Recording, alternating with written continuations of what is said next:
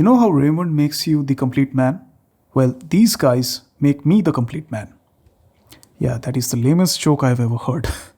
No, seriously, these guys that you're seeing on your screens right now are what I consider to be my end game in audiophilia, at least as of now. And I'm really excited to talk about them to you all. So let's not waste any more time and jump right in. Okay, so we are going to start off with the wireless department, and this is the Sennheiser Momentum True Wireless 3. And this is what I use mostly at my office. Now, this TWS is very special. This was the flagship TWS from Sennheiser 2 years back, and its launch price was somewhere around $250, something I personally wouldn't recommend spending on any TWS, to be honest. Even today, it sells for over 15,000 Indian rupees, so I'm pretty sure most of you would be mad at me right now when I say that this is how much I paid for the MTW3, and that too, it's a brand new unit. I definitely say I was super lucky that day, and it's all thanks to Hari from X who actually shared this sweet drooling deal over there. And as much as an unfair deal it might seem to most of you, since Chroma's products remain out of stock for most pin codes, if you somehow manage to get this TWS at this price, it's a steal, because there's literally not a single TWS at this price point that comes even close to these in terms of the premium features that these offer. So what do you get in a flagship TWS? Well, first of all, you get a build that's impeccable. The materials that are used over here feel top notch, and even the case that we have right here, it's made out of a fabric-like material that feels really premium. It's luxurious to say the least. And you actually have to hold it in your hands to find out how good this is. Even the ear tips come with a bit of foam inside them for reducing treble fatigue. Haven't seen them with any other TWS, to be honest, so I think this is definitely a premium touch. Then you have the 3-point multi-device connectivity, something I find pretty useful these days. And how can we forget about the wireless charging? That's another premium touch in my opinion. And finally, we come to the sound. Now, the MTW3 supports only aptX and aptX HD in terms of Bluetooth codecs. So it's not the best lossless audio experience, I'd say, but Sennheiser somehow manages to make them sound really good in my opinion, and it boils down to their tuning. So these earbuds come with Sennheiser's in-house 7mm dynamic drivers, which are definitely not the biggest ones in the market, and the initial sound signature was pretty much bass heavy, with details not being perceivable that much in the mid-range and the upper mid-range. So I went ahead and EQ'd them a bit in Sennheiser's companion app, which surprisingly made a huge difference to the sound, and these guys sound way better now. Also, I really like the touch controls on these earbuds. They're hands down the most precise ones in the market right now, with no accidental touches whatsoever, and you can customize all their actions in the companion app. Speaking of which, can we just take a moment to appreciate how aesthetic and feature-loaded this app is? It's such a well put together application with easy access to everything.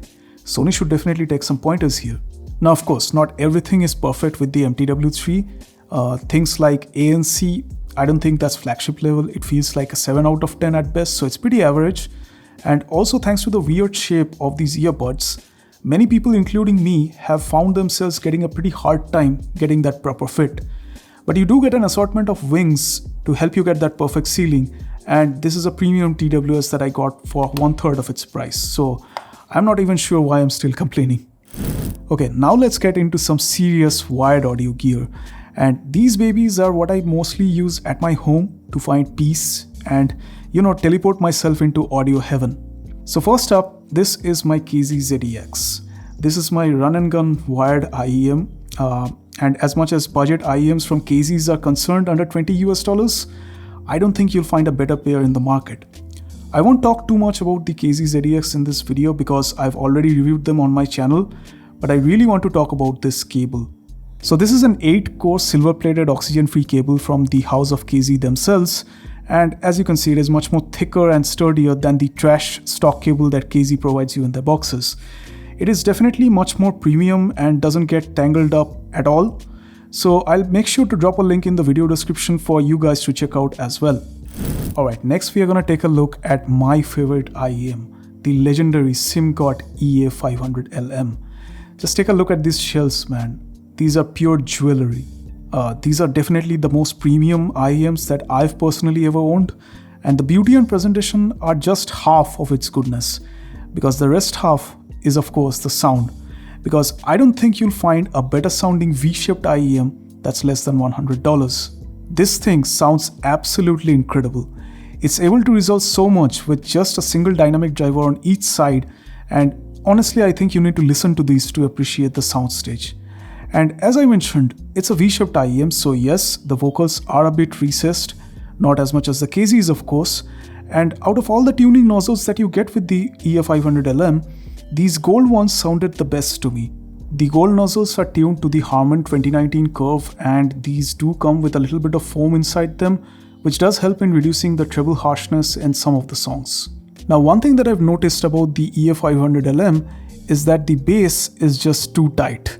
It doesn't have that natural decay or that rumble of the sub bass that you expect out of a dynamic driver. But I did find a way to get that back and add it to my LMs, so it's all thanks to the DAC right here. I'll talk about that more, but I just quickly want to talk about the spring tips, the Moondrop spring tips that I recently got as well. So TLDR, these ear tips have a wider bow, so it'll definitely reduce the bass perception by a slight margin. I'd say it's around 10%, while simultaneously increasing the spaciousness of the soundstage. I'm gonna say these are perfect for IEMs where you want to get just a bit more clarity with the treble, but keep in mind these also tend to push the nozzles of your IEMs a bit deeper into your ears. So in my opinion, if any of you are looking to make a cheap but significant upgrade to your in-ear monitors, the Moondrop spring tips should definitely be on your list. Okay, so now let's talk about Mr. Godzilla right here. So here we have the iFi Hip DAC 3, and the biggest reason I got this DAC is because I think it comes with one of the smoothest and highest resolving DAC chips in the world right now, and that is the classic Burr Brown DAC chip. Now this DAC makes even budget IEMs and headphones feel really premium, and I'm not exaggerating at all. When I upgraded from my Go-Link, I wanted to go for something that provides ample power for future headphones and IEMs, and also something that comes with a balanced 4.4mm output jack.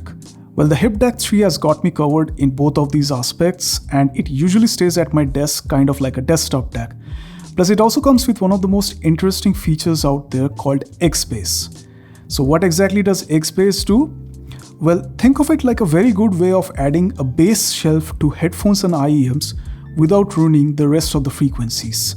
How iFi manages to do that is completely out of my mind, and I won't even bother going into that.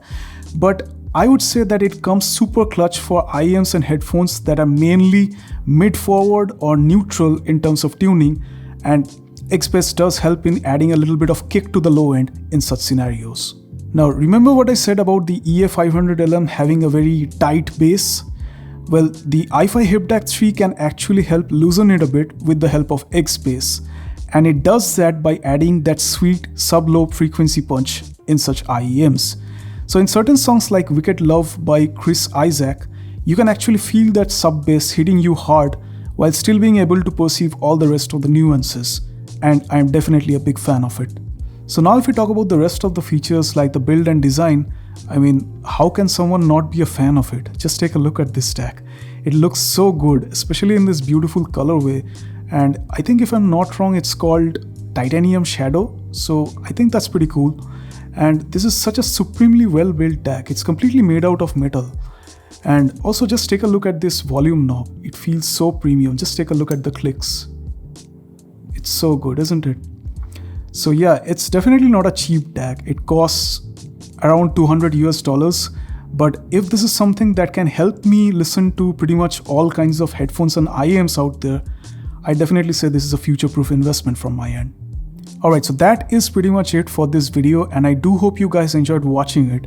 Links to each and everything I've showcased is there in the video description down below, so don't forget to check them all out, and also don't forget to subscribe to the channel for more such videos like this. So this is me, Rohitagni, and I'll see you guys in my next one.